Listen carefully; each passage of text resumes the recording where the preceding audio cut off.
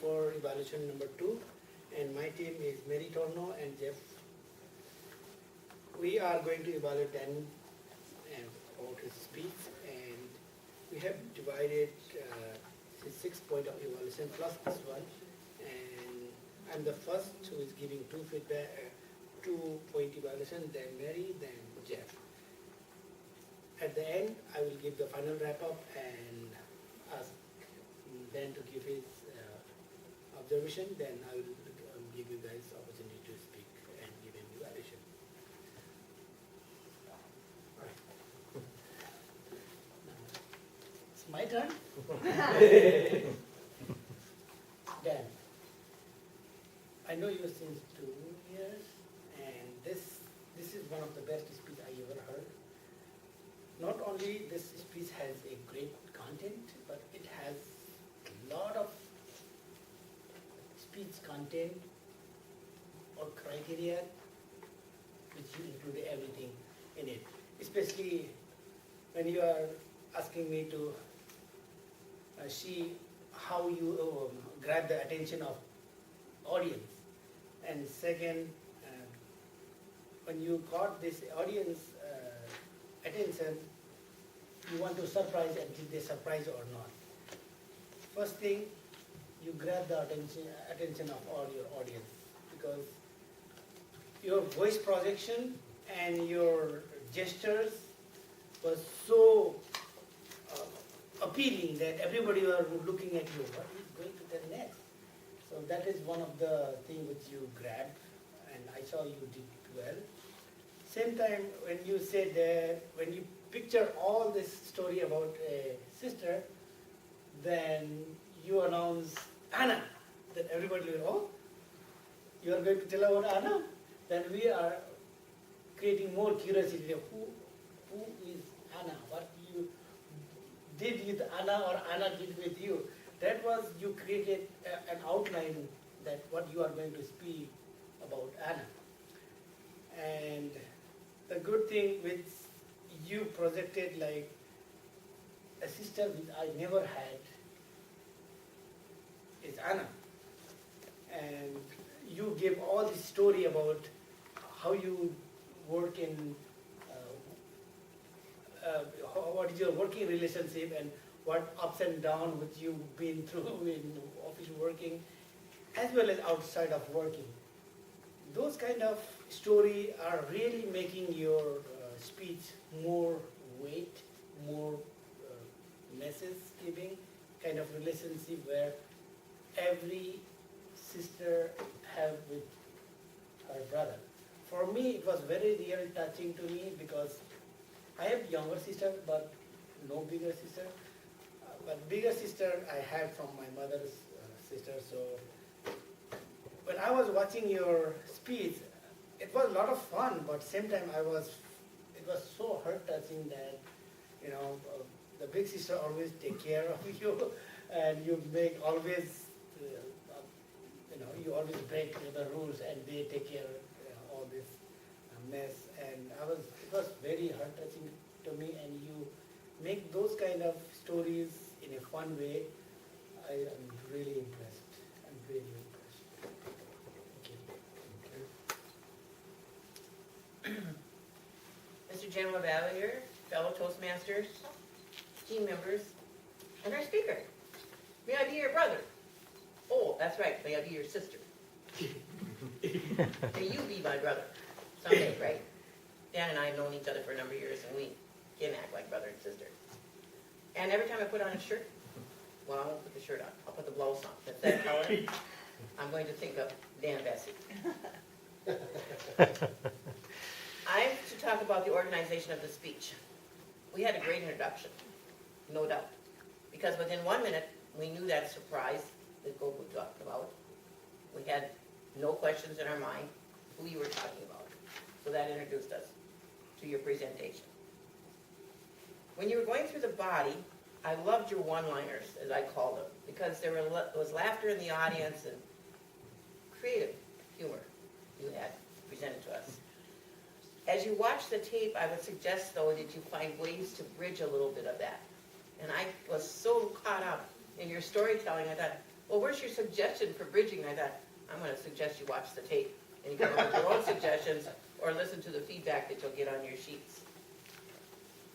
I also wanted to take out, though, the fact that you talked about trivia questions. I thought, now I have an idea of how to talk to my sisters. I'll start asking trivia questions.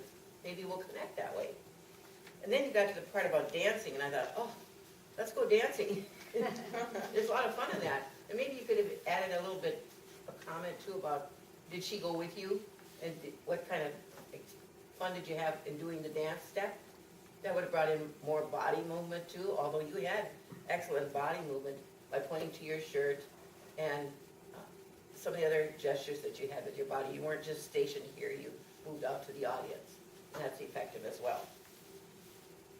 I'm going to summarize that the talk conclusion provide callback to the initial conflict. I believed your conflict was very obvious when you said that you get a 3-day weekend. She gets a 3-day weekend.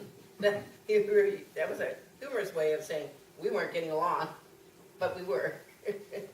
and I thought how humbling it was, though, that you went from that, well, you should really like me because I'm here causing all this activity in your life, and you're not appreciating it by saying, I'm glad you've been gone for 3 days. And at the same time, that arrogancy disappeared when you went towards the ending of your speech, when you talked about, in a very humble way, to the humbleness of even getting down on your knees and saying, don't you know who I am? You didn't say that. You said, would you be my sister? To me, that shows how our speaking can affect our internal life, our emotions, and how we connect with people. Because if we can connect with our friends in that manner at any time, we'll have value to our life.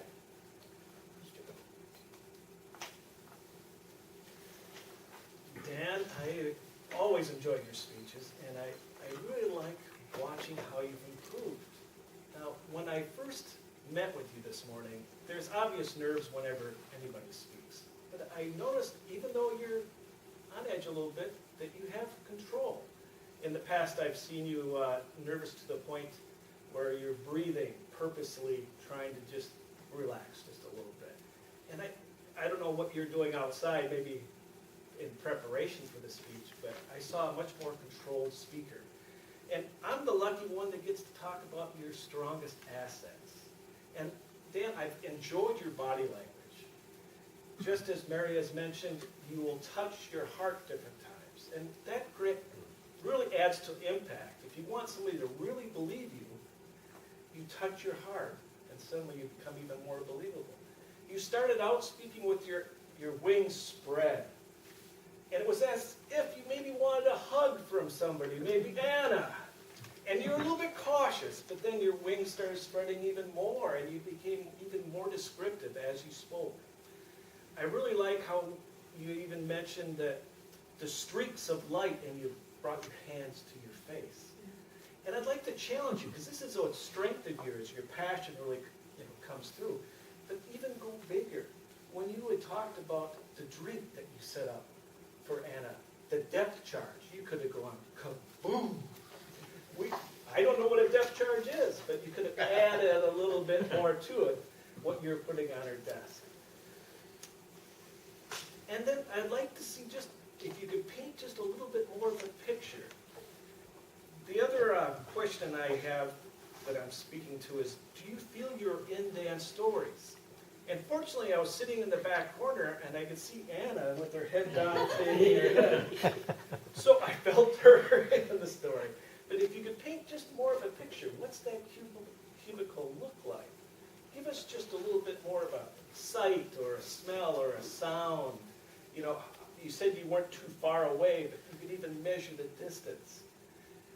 Then I really like how you used this agora space.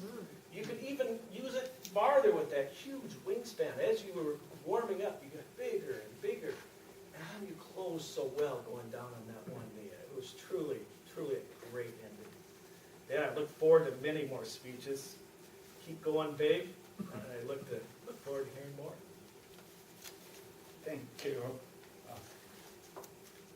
like how you comment on the organization.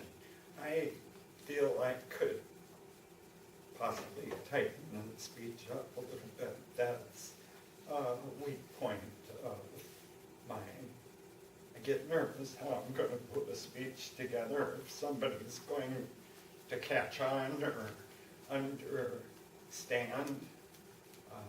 Jeff, I like how you put emotion to your evaluation and highlighted where I had emotion. It was hard getting the courage to say these things in front of all of us. I'm glad I did. It teaches me how I don't have to fear what my heart is thinking. I want to just be me. Thank you. Thank you, Dan. Now, this floor is open to the audience. So amen. Don't hide your under a bushel. What I love about you, Dan, when you speak is you do share your heart. And I think it encourages all of us to be able to share our hearts too with the group. And then I like the message you always leave, to accept others, to accept them for who they are. Because sometimes people will not accept other people. But your message is always a message that encourages us. And you're funny, you got good humor. And your stories they're fun. I really enjoyed your speaking, so thank you. Thank you. You're welcome. Dan, you had a challenge. There were two audiences that you were giving this to. There was all of us, and there was Anna. And those are two very different audiences. You play quite well to the large audience. I might actually suggest an alternative to Jeff's comment about the ending. The ending for me felt like a gift of love to Anna. And I would have loved to have you simply walk over and look her in the eyes and very gently say, "Will you be my sister?" What that does is it says, "I'm done playing to the crowd. You're very special to me, Anna," and perhaps close that way. Thank you. I will take one more.